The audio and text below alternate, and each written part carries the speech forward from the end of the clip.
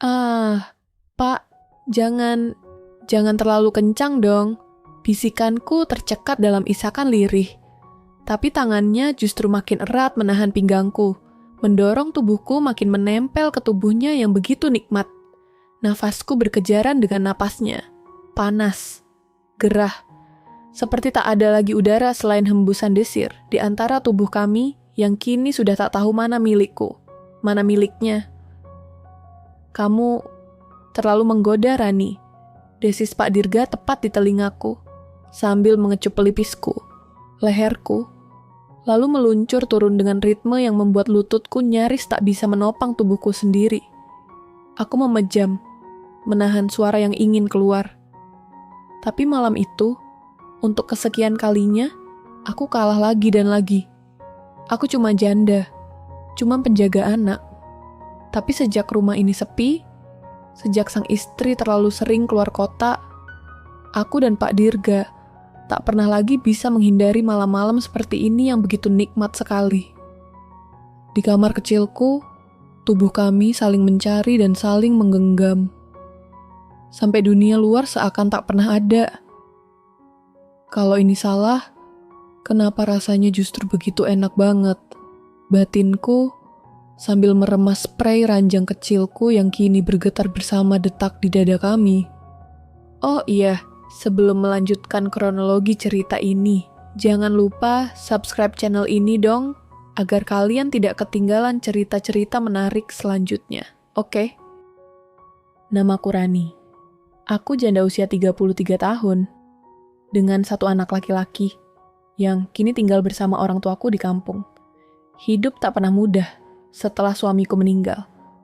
Untuk bertahan, aku rela bekerja apa saja, asal halal, dan cukup untuk mengirim uang setiap bulan. Setelah beberapa bulan jadi asisten rumah tangga serabutan, akhirnya aku diterima sebagai babysitter di sebuah rumah mewah di daerah elit Jakarta Selatan. Pemilik rumah itu adalah pasangan suami istri muda, Ibu Nesa dan suaminya, Pak Dirga, serta anak mereka yang masih berusia 3 tahun, bernama Rafa. Hari pertama aku datang, jantungku berdegup hebat. Rumahnya besar, tinggi, serba putih bersih, penuh dengan wangi ruangan yang mahal. Aku bahkan sempat ragu mengetuk pagar otomatisnya. Seorang satpam berseragam rapi membukakan pintu, menyuruhku masuk dan langsung diarahkan ke ruang tamu. "Silakan duduk, Bu Rani," kata seorang ART tua yang menyapaku dengan ramah.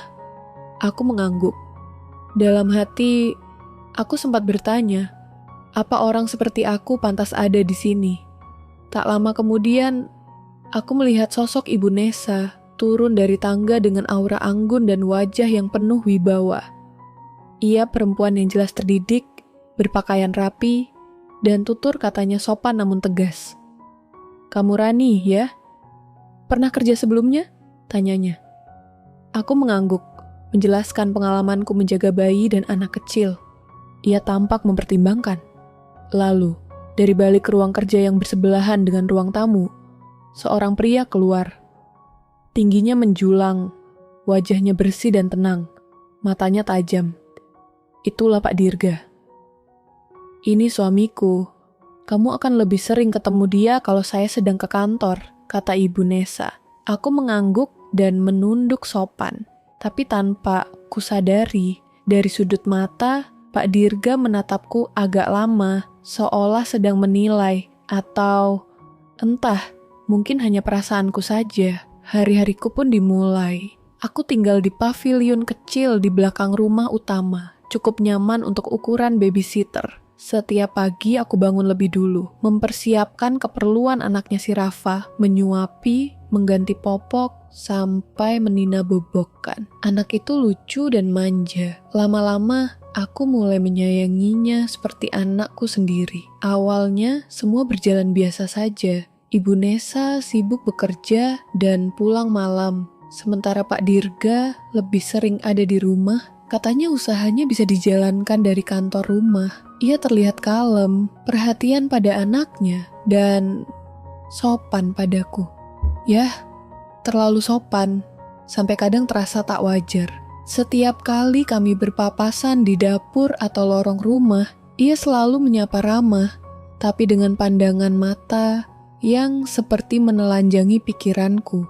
Kadang ia sengaja duduk lama di dekat taman belakang tempatku bermain dengan si Rafa.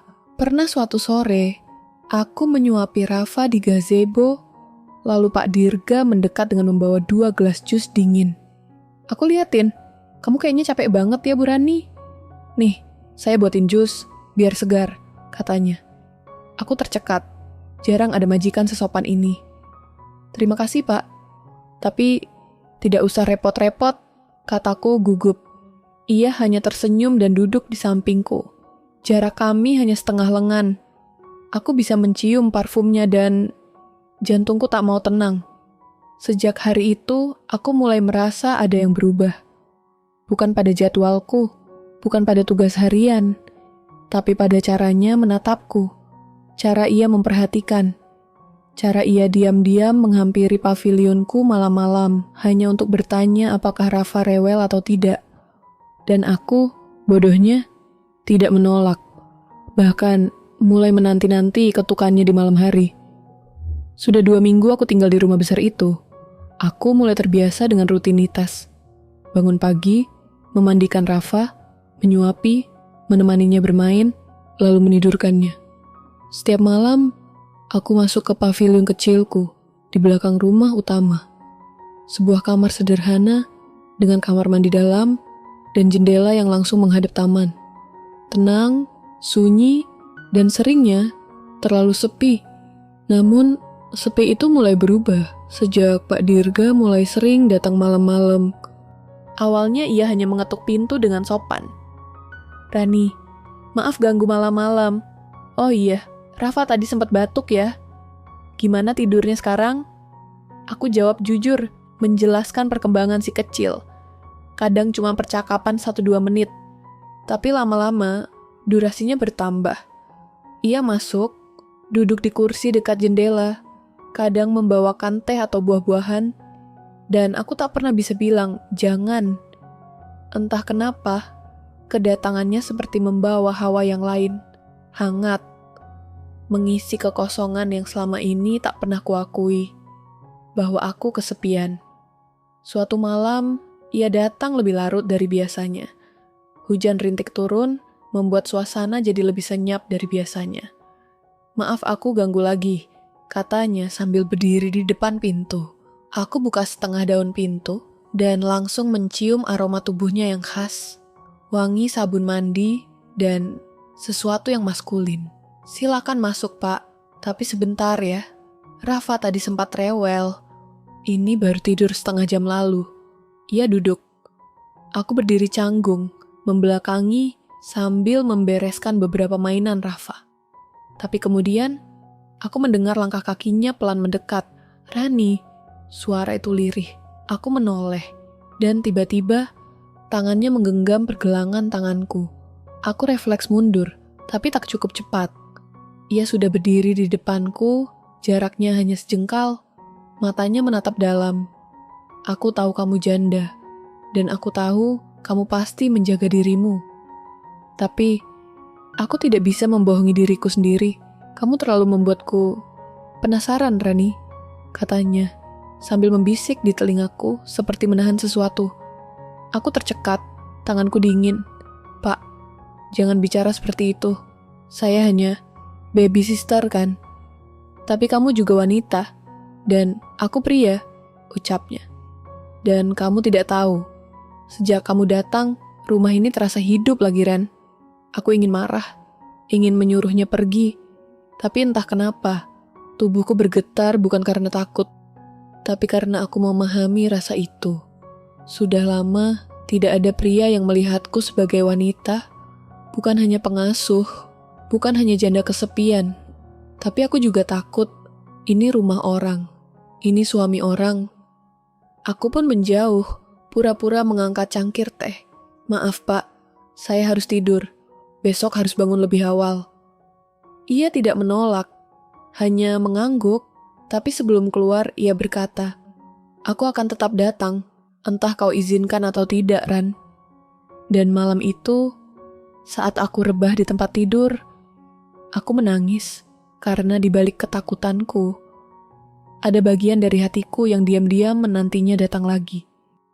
Hari itu, langit tampak cerah, tapi suasana hatiku justru kelabu. Pagi-pagi, aku melihat Ibu Nessa terburu-buru mengenakan blazer hitam sambil merapikan tas kerja. Ia menelepon seseorang di mobil, lalu masuk kembali ke dalam rumah untuk memanggil Pak Dirga. "Mas, aku harus ke Bandung sekarang juga. Ada pertemuan mendadak," katanya. Pak Dirga hanya mengangguk tanpa tanya, seolah sudah terbiasa. Aku berdiri di belakang sambil menggendong Rafa yang sedang asyik mengisap jempol. Sebelum pergi, Ibu Nessa sempat menoleh ke arahku. "Rani, tolong jaga Rafa ya. Mungkin aku nginap 1 malam. Kalau ada apa-apa, hubungi Mas Dirga ya. 1 malam. Rumah ini hanya berisi aku, anak kecil, dan suaminya." Setelah mobil itu pergi, suasana rumah langsung berubah. Sepi, hening. Hanya suara AC dan suara burung dari taman yang terdengar. Aku berusaha tetap tenang, menyibukkan diri dengan Rafa. Tapi entah kenapa, aku tahu malam ini takkan seperti malam-malam biasanya. Sorenya, Rafa tertidur lebih awal dari biasanya. Aku memandikan tubuhku lebih lama. Bukan karena ingin bersih saja, tapi karena kegelisahan yang memenuhi pikiranku. Aku mengenakan daster tipis seperti biasa, menyisir rambutku pelan di depan kaca, berusaha terlihat biasa, meski dalam hati berkecamuk. Jam menunjukkan pukul 9 malam. Udara dingin, pavilion sunyi. Lalu, seperti yang kuduga, tok tok tok. Ketukan itu datang. Perlahan aku buka pintu. Di baliknya berdiri Pak Dirga, dengan kaos rumah dan celana santai, rambut sedikit berantakan, dan tatapan yang membuat tenggorokanku tercekat. "Maaf, Rafa sudah tidur kah?" tanyanya. Aku mengangguk, tak mampu berkata banyak. Ia masuk, duduk di kursi dekat jendela seperti biasanya, tapi suasana malam itu tak biasa. Jantungku berdetak lebih kencang dari yang seharusnya. "Rani, aku lihat kamu kelihatan lelah sekali ya," katanya. Aku hanya tersenyum. "Iya nih, sudah biasa Pak. Namanya juga jaga anak kecil." Ia menatapku lama. Tatapan yang tak bisa kusebut sekadar ramah. "Rani, kamu juga wanita. Wanita yang terlalu lama tidak disentuh, bukan?" Aku menahan napas. Aku tahu kata-kata itu melewati batas. Tapi anehnya, aku tidak lari, tidak mengusir. Justru aku diam, membiarkan kalimat itu menggantung di telingaku. Ia berdiri, mendekat. "Rani, biarkan aku jujur malam ini. Aku sudah terlalu lama memendam semuanya. Aku memikirkanmu setiap malam." Aku mundur setengah langkah. Punggungku menyentuh lemari. Tapi ia tetap mendekat. Dan ketika jemarinya menyentuh pipiku, aku tak bisa bergerak. "Aku bukan perempuan sempurna, Pak," bisikku. "Saya cuma seorang janda. Tapi kamu membuatku hidup lagi," ucapnya. Sebelum akhirnya, bibirnya menyentuh bibirku. Ciuman itu hangat, dalam, lama, dan begitu nikmat. Tubuhku menggigil. Bukan karena dingin, tapi karena aku tahu semua berubah malam itu. Kami tak berbicara lagi. Hanya saling menatap, saling mendekat. Dan ketika ia mengangkatku pelan ke ranjang kecil itu, tempat aku biasanya tidur sendiri. Aku menutup mata, bukan karena takut, tapi karena tahu aku tak bisa mundur lagi dan menerima kenikmatan yang dilakukan Pak Dirga. Malam itu tak seperti malam-malam sebelumnya. Spray putih tipis yang biasanya menjadi tempatku memeluk sepi, malam ini berubah jadi saksi. Ketika tubuh Pak Dirga dan tubuhku saling menelan diam-diam, tak ada kata-kata, hanya erangan tertahan, napas memburu, dan peluh yang berpindah tempat di tengah debaran tak beraturan. Tangan kami saling mencari, dan keraguan kami menguap dalam pelukan paling sunyi. Sesudahnya, kami hanya berbaring diam, tak bicara. Tubuhnya hangat di sampingku. Tapi pikiranku dingin, dibeku oleh rasa bersalah dan ketakutan. Aku seharusnya tak melakukan ini, bisikku sambil menatap langit-langit yang tak sanggup bicara apa-apa.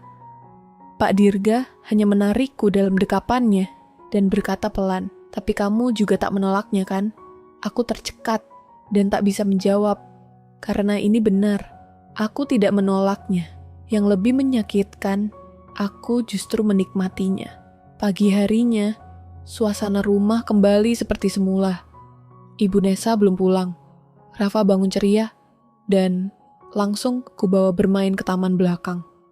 Tapi aku tak bisa menatap Pak Dirga seperti biasa. Bahkan ketika kami bertemu di dapur, aku langsung memalingkan wajah. Namun, ia tetap seperti biasa, tenang, kalem, seolah tak ada apa-apa semalam.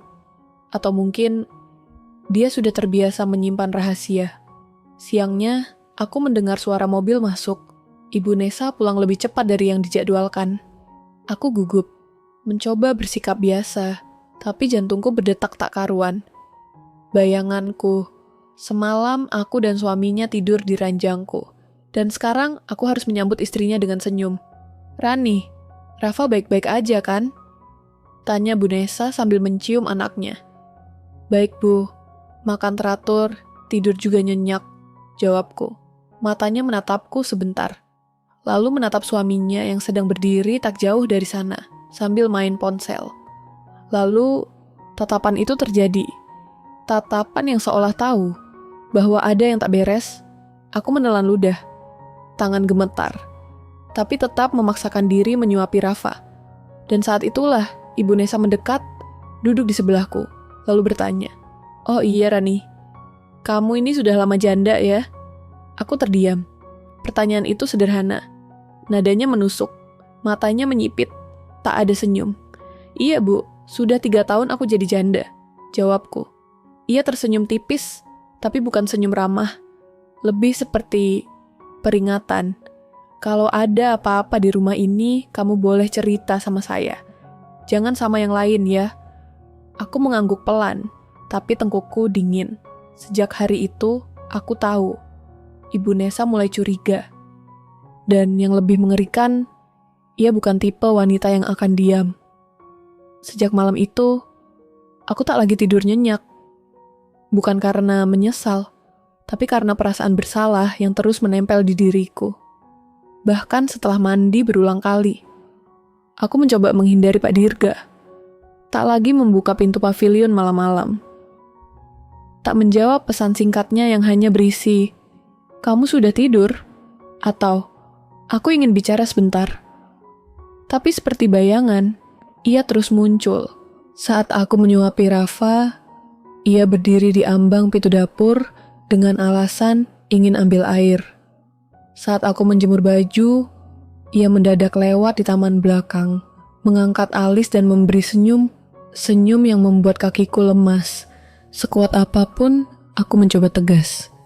Aku mencoba membentengi hati, tapi tubuhku tak bisa ikut patuh. Suatu sore, aku berdiri di dapur, memasak bubur untuk Rafa. Pintu geser terbuka pelan, dan suara langkah itu tak asing. Ia masuk, lalu berdiri terlalu mendekat. "Rani, kenapa kamu berubah?" tanyanya. Aku menggenggam spatula lebih erat. Karena saya sadar, saya cuma babysitter, Pak. Saya bekerja di rumah Bapak. Dan Bapak itu suami orang. Ia mendekat. Tangannya menyentuh bahuku. "Tapi aku pria, Rani. Dan kamu, wanita. Jangan batasi kita karena hal status." Aku menggeleng, menahan gemetar di tubuhku. Bu Nesa itu istri Bapak. Dia baik banget loh. Saya nggak mau jadi perusak rumah tangga orang. Ia menunduk, lalu membisik. Rumah tanggaku memang tampak utuh, tapi kosong di dalam. Nesa sibuk dengan dunianya sendiri. Bahkan, Rafa lebih sering sama kamu daripada sama ibunya sendiri. Aku menatap matanya. Dalam, tak bisa mengelak bahwa di balik semua ini, ada rasa yang tak lagi bisa disebut nafsu semata. Tapi aku tetap menyingkir. Aku kabur dari dapur, pura-pura mengecek Rafa yang sedang tidur di ruang tengah. Malamnya, aku menatap langit-langit kamar pavilionku dalam gelap. Berulang kali kupaksa mataku tertutup, tapi bayangan tubuh Pak Dirga tak mau pergi. Bayangan suaranya, sentuhannya, kecupannya yang tak seharusnya kurindukan. Tuhan, kenapa aku justru merindukan hal yang salah ini? Air mataku mengalir, tapi tubuhku justru memanas. Dan di tengah malam itu, aku hanya bisa berbisik pada diriku sendiri. Aku ingin menjauh. Tapi kenapa aku malah ingin disentuh lagi dan lagi yang begitu nikmat? Sudah 3 malam berturut-turut aku menolak membuka pintu pavilionku saat ketukan itu datang. Tok, tok, tok. Ketukan pelan, selalu di waktu yang sama, dan selalu membuatku menatap pintu dalam diam dengan dada bergemuruh. Aku mengharapkan kenikmatan lagi, tapi kenyataannya aku hanya menunggu dengan napas tertahan. Hari itu, aku duduk di teras kecil belakang rumah sambil melipat cucian baju Rafa. Langit mendung, seperti suasana hatiku, dan tiba-tiba suara ART lama yang biasa kupanggil Mbak Ina menyapa dari arah dapur. Bu Rani, aku menoleh, tersenyum.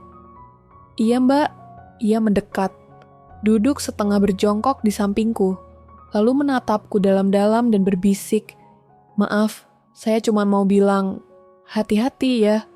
Soalnya Bu Nesa kayaknya udah mulai curiga sama kamu loh." Tubuhku menegang. "Apa? Maksudnya Mbak?" tanyaku. Ia tidak menjawab langsung, hanya menatapku dengan tatapan yang entah iba, entah memperingatkan. Kalau suami orang udah kelihatan terlalu sering di taman belakang pas kamu lagi nyuci, itu bukan kebetulan loh Bu. Aku hanya bisa menunduk. Tanganku meremas lipatan baju Rafa tanpa sadar. Ada sesuatu yang menusuk perutku. Bukan rasa malu, tapi rasa takut. Jangan-jangan semua orang di rumah ini sudah tahu, tapi diam. Malamnya, aku duduk sendirian di pojok ranjang, melipat kertas kecil, mencoba menulis surat pengunduran diri. Tapi setiap kali aku menulis kata maaf, air mataku jatuh. Aku tak tahu.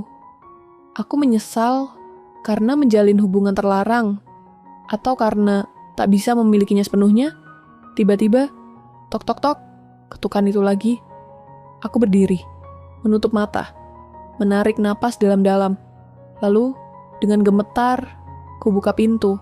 Di baliknya, Pak Dirga berdiri. Wajahnya tampak lelah, tapi tatapannya masih sama, dalam, menyesakan. Aku mencoba tegar. "Pak, kebetulan Bapak kesini. Saya mau bilang, saya mau pamit. Mungkin minggu depan saya keluar. Saya sudah gak pantas di sini." Tapi ia justru masuk dan menutup pintu perlahan. "Jangan pergi Rani," bisiknya. "Rani, kamu satu-satunya hal yang membuatku merasa hidup di rumah ini. Tolong jangan pergi." Aku menoleh, menahan air mata. Kalau saya tinggal, Bu Nesa akan tahu. Semakin lama saya di sini, pasti kita makin dalam. Dan saya takut akan kehilangan kendali. Ia mendekat, memelukku dari belakang. Rasanya hangat sekali. Tubuhku yang sebelumnya gemetar karena takut, kini gemetar karena rindu kenikmatan yang ia berikan. "Kalau kamu pergi, aku yang akan hancur, Rani," katanya. Aku hanya bisa membenamkan wajah di dadanya. Dan untuk pertama kalinya, aku tak hanya merasa sebagai perempuan yang diinginkan, tapi juga sebagai perempuan yang tulus dicintai. Siang itu, Rafa tidur lebih awal dari biasanya. Aku baru selesai menyapu ruang tengah saat ponselku bergetar. Pesan singkat masuk dari Pak Dirga. 5 menit lagi aku ke pavilion. Boleh nggak? Aku menatap pesan itu lama, lalu menoleh ke jendela. Rumah sepi. Ibu Nesa sedang keluar kota lagi. Kali ini katanya 2 malam. Aku tahu, seharusnya kutolak. Tapi jari-jariku justru bergerak sendiri membalas. "Boleh Pak, cepat kesini, aku sudah tak tahan." Mumpung rumah sepi, dan seperti janji yang diucap tanpa suara, ia datang. Saat pintuku tarik, napas kami langsung bertemu. Tak ada kata pembuka, hanya tubuh yang saling mencari. Saling lepas, lalu saling menyatu di antara keringat dan bisikan pendek yang begitu nikmat. Bodohnya aku. Gorden kamarku lupa aku tutup, tapi pikiranku terlalu penuh oleh tubuhnya di atas ranjang. Peluhnya menetes di leherku. Desahnya menenggelamkan suara hatiku yang terus berkata, "Ini salah, ini gila. Ini bahaya tapi begitu nikmat." Tapi yang terasa hanya satu. Aku ingin bersamanya lagi dan lagi. Tepat saat tubuhku melemas dalam pelukannya, ponselnya berdering. Ia tidak menggubris. Pak Dirga tetap menikmati tubuhku. Tapi aku sempat melirik layar. Bu Nesa, 3 kali panggilan tak terjawab. Aku sontak terduduk. Pak, stop dulu, itu panggilan dari Bu Nesa. Pak Dirga menarik nafas panjang, duduk di tepi ranjang. Tenang, dia nggak akan pulang sekarang, Ran. Namun 5 menit kemudian, dering ponsel berbunyi lagi. Ia angkat dengan berat hati, mengenakan kembali kaosnya. Aku mendengar percakapan itu jelas. Iya, aku balik sore ini aja. Ada rapat yang batal. Iya, kamu nggak usah jemput. Aku langsung ke rumah. Rani, masih di sana kan? Tubuhku langsung dingin. Rapat batal. Ia pulang hari ini. Setelah Pak Dirga menutup telepon, ia menatapku. Tenang Rani, kita masih ada waktu 2 jam lagi. Aku berdiri cepat, menggenggam dasterku yang belum rapi. Pak, saya harus bersihkan ini. Dan saya harus ke dapur. Saya, Rani. Rani tenang, kamu yang tenang. Ia menggenggam bahuku. Tapi kali ini aku lepas. Karena untuk pertama kalinya, aku benar-benar takut. Bukan hanya ketahuan, tapi takut apa yang akan terjadi kalau semuanya terbongkar. Beberapa jam kemudian, Ibu Nesa benar-benar tiba di rumah. Ia tampak lelah. Kami pun pura-pura tenang. Pak Dirga duduk di ruang tamu, baca koran. Aku di dapur, mengaduk sup yang bahkan tak sempat kucicipi. Tapi saat aku menoleh ke arah jendela, aku melihatnya. Gorden kamar pavilionku terbuka sedikit dan dari sana jelas terlihat bayangan tubuhku dan Pak Dirga di ranjang siang tadi yang begitu nikmat. Mataku membelalak, napasku tercekat, tangan gemetarku hampir menjatuhkan sendok sup ke lantai. Tuhan, kalau Ibu Nesa melihat kejadian itu, kalau dia benar-benar tahu, aku jawab apa? Tak ada tempat lari. Yang kupunya hanya satu, ketakutan paling dalam yang belum pernah kurasakan sebelumnya. Malam itu aku tidak bisa tidur. Aku hanya duduk memeluk lutut di pojok pavilionku, menatap gorden yang masih terbuka setengah. Kalau Ibu Nesa tahu, kenapa dia belum bertanya apa-apa? Atau dia sedang menunggu waktu yang tepat untuk menghancurkanku? Setiap langkah kaki di rumah utama terdengar jelas dari kamarku. Setiap suara pintu dibuka atau gelas diletakkan membuat jantungku melonjak. Aku merasa seperti pencuri. Padahal aku cuma jatuh cinta. Salah tempat, salah beradu kenikmatan dengan suami orang. Keesokan paginya, Ibu Nesa bersikap seperti biasa. Terlalu biasa, terlalu tenang. Rani, tolong bersihkan kamar tamu ya. Minggu depan akan ada keluarga dari Bandung datang. Aku mengangguk cepat, tapi dalam hati aku tahu, ini bukan sekadar perintah. Mungkin saja, ia sedang mengulur waktu, memberiku kesempatan untuk mengundurkan diri sendiri. Hari itu aku menulis surat, sederhana, singkat. Saya mohon maaf, saya merasa sudah tak layak lagi bekerja di sini. Terima kasih atas kepercayaannya selama ini. Saya akan pergi tanpa menyusahkan siapapun. Kutulis dengan tangan gemetar. Dan sore harinya, saat rumah sepi dan Rafa tertidur, aku letakkan surat itu di meja dapur. Kupandangi pavilion kecilku. Ranjang tempat terlalu banyak kenangan basah dan peluh. Dinding yang menyimpan bisikan. Bantal yang merekam rintihanku. Aku harus pergi sebelum semuanya terlambat. Tapi saat aku baru mulai mengemasi pakaian ke dalam koper kecil, Ketukan itu kembali datang. Tok, tok, tok. Aku tahu itu bukan Ibu Nesa. Itu dia. Pak Dirga masuk tanpa bicara. Tatapannya langsung tertuju pada koper yang terbuka. Aku memunggungi, pura-pura sibuk melipat baju. Aku tahu kamu mau pergi, katanya. Aku tidak menjawab. Ia mendekat. Jangan, aku mohon, jangan tinggalin aku Rani sayang. Aku menoleh perlahan, mataku basah. Pak, saya sudah melewati batas, dan saya nggak sanggup hidup dalam ketakutan tiap hari. Saya cuma baby sister, bukan simpanan diam-diam Bapak. Ia pun menggenggam tanganku, kuat. Aku mau kamu lebih dari itu. Aku akan pertanggungjawabkan semuanya Rani. Aku menggeleng. Jangan janji Pak, jangan tambah lukai saya. Saya sudah berdosa, dan saya harus menyelamatkan diri saya sendiri dan menjauh dari keluarga Bapak.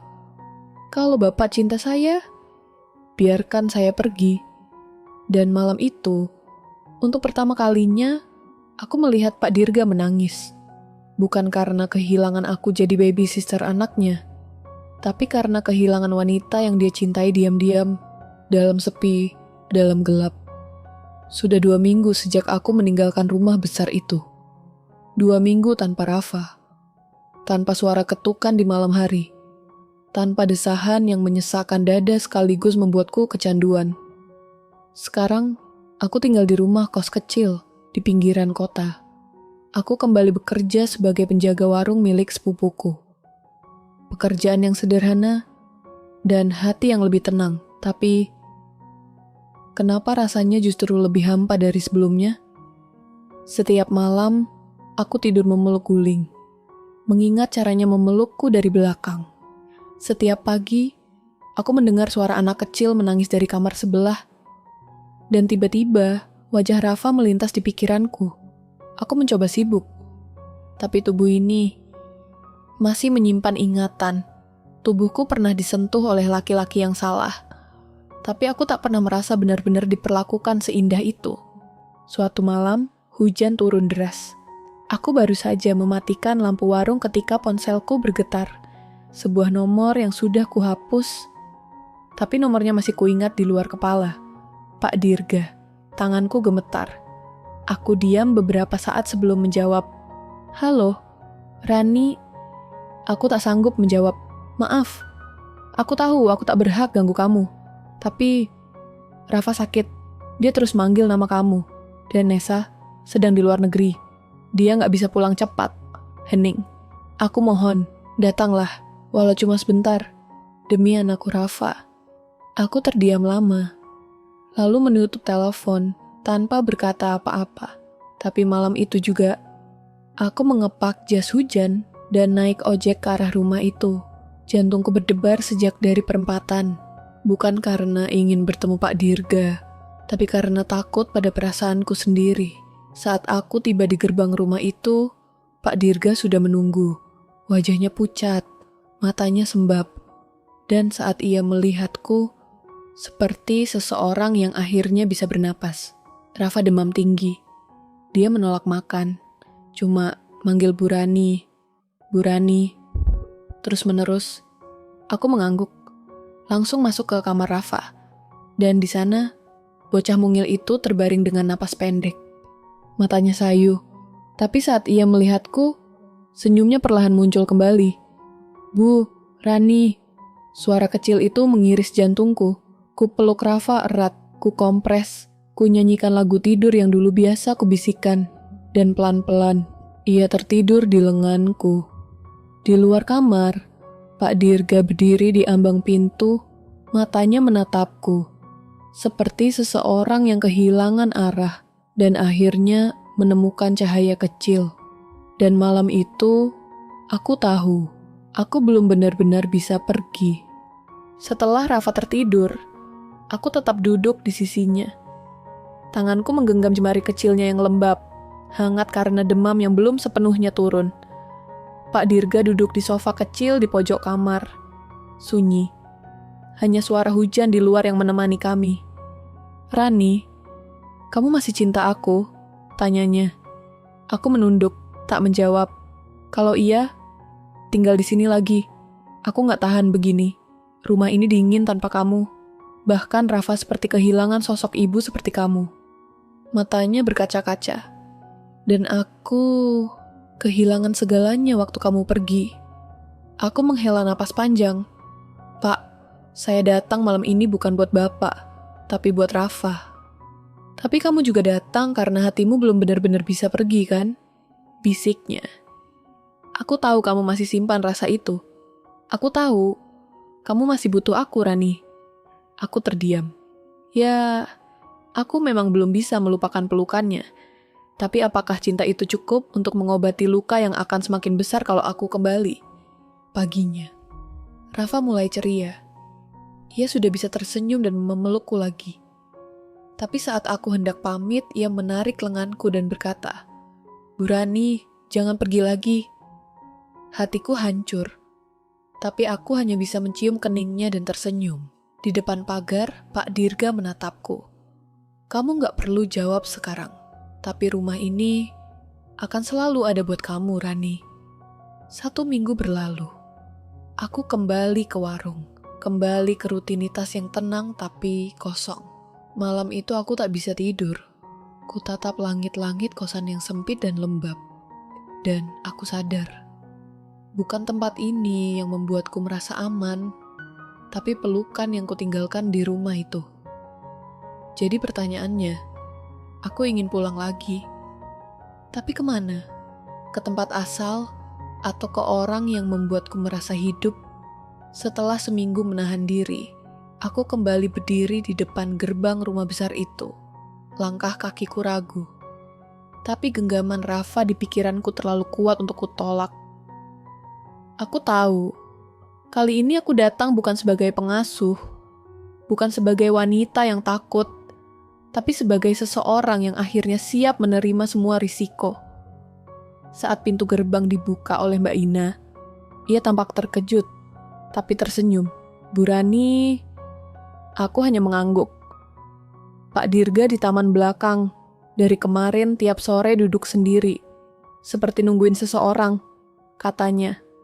Aku berjalan melewati lorong rumah, melewati dapur tempat dulu aku diam-diam mencuri pandang ke arah pintu. Tempat di mana cinta terlarang itu tumbuh dari bisikan. Dan di taman belakang, di bawah pohon mangga, ia duduk sendirian. Saat ia melihatku, tubuhnya kaku. Tapi matanya langsung berbinar, seperti menemukan sesuatu yang nyaris hilang. Rani. Aku berdiri tegak. Saya datang, bukan untuk main-main, Pak. Kalau saya kembali, saya nggak mau lagi sembunyi. Ia bangkit. Aku siap, katanya. Apapun risikonya, termasuk kehilangan semua. Asal jangan kehilangan kamu. Aku menatapnya dalam-dalam. Kalau memang begitu, bicara pada istri Bapak. Bicara jujur, karena saya nggak akan lagi jadi bayangan gelap di rumah ini. Saya perempuan, saya ibu, dan saya juga ingin dihormati. Ia mengangguk pelan. Wajahnya tegang. Tapi matanya mantap, inilah akhirnya. Titik di mana cinta tak bisa lagi bersembunyi. Entah berujung bahagia atau kehancuran. Malam itu, di ruang keluarga yang dulu jadi tempat tenang, Pak Dirga memanggil Ibu Nesa. Dengan suara yang dalam dan tenang ia berkata, "Aku mau bicara jujur tentang aku dan tentang Rani. Malam itu, aku duduk di ruang pavilion. Tubuhku gemetar. Dari kejauhan, ku dengar suara mereka, Pak Dirga dan Ibu Nesa, di ruang keluarga, membicarakan namaku.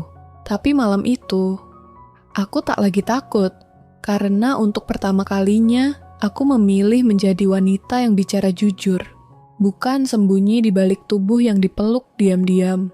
Suara mereka naik turun, tapi tak ada teriakan. Lalu senyap. Beberapa menit kemudian, pintu pavilionku diketuk. Perlahan ku buka. Di depanku berdiri Ibu Nesa. Ia mengenakan gamis panjang. Wajahnya lelah, tapi tak marah. Tatapannya tajam, tapi tenang. "Rani," katanya. "Saya sudah tahu sejak lama, tapi saya pura-pura nggak tahu karena saya pikir cuma saya yang salah. Terlalu sibuk kok, terlalu dingin. Aku menunduk. Saya minta maaf, Bu. Ia menghela napas panjang. Saya nggak akan drama. Kamu sudah jadi bagian hidup Rafa. Dan saya akui, mungkin dia butuh kamu lebih dari sekadar pengasuh.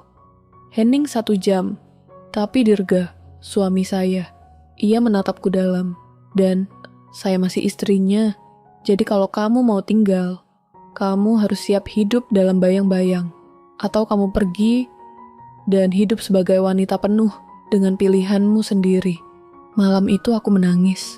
Bukan karena disakiti, tapi karena diberi pilihan. Pilihan untuk pertama kalinya. Bukan sebagai pelarian, tapi sebagai wanita yang menentukan takdirnya sendiri. Keesokan harinya, aku berdiri di halaman rumah itu. Di hadapanku, Pak Dirga menatap dengan mata sendu. Kamu yakin, Rani? Aku mengangguk. Bukan karena aku tak cinta, tapi karena aku cinta diriku juga. Aku gak mau lagi dicintai dalam diam. Aku pantas dicintai dalam terang. Ia menunduk, menggenggam tanganku 1 kali terakhir, lalu melepaskannya dengan berat. Hari-hari berlalu. Aku pindah ke kota baru, membuka usaha kecil di pinggir jalan. Dan setiap malam, saat menyapu lantai tempatku berdiri sendiri, aku tersenyum. Karena aku tahu, dulu aku hanya wanita yang digoyang di kamar sepi. Tapi kini, aku jadi wanita yang kuat meski sendiri. Dan Rafa, sesekali aku masih dikirim fotonya. Tertawa, tumbuh, dan sesekali menyebut namaku dalam video singkat. Itu cukup. Cinta tak selalu harus dimiliki. Kadang, cukup dikenang sebagai bukti bahwa aku pernah berarti